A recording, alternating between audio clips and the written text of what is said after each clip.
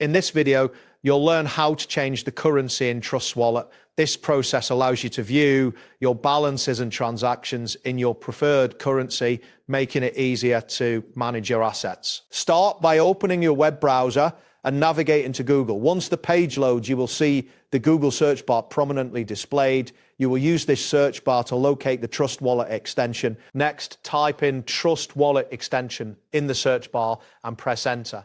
The search results will display various links related to Trust Wallet. Look for the official Trust Wallet extension link and click on it to proceed. After the Trust Wallet extension page opens, look for the option to add the extension to your browser. There will typically be a button that says Add to Chrome or Install.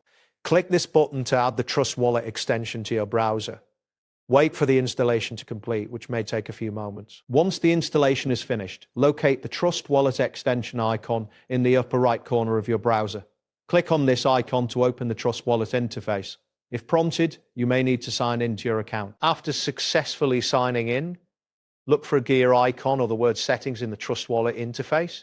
Click on Settings to access various configuration options. This section allows you to customize your wallet settings, including currency preferences. Within the Settings menu, find the option labeled Currency.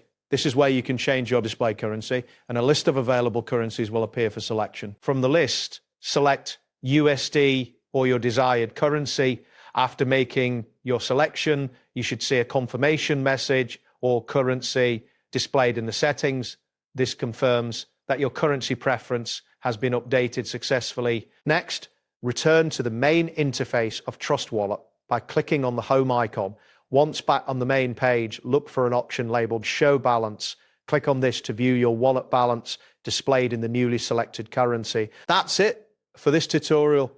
Thanks for watching and see you in the next one.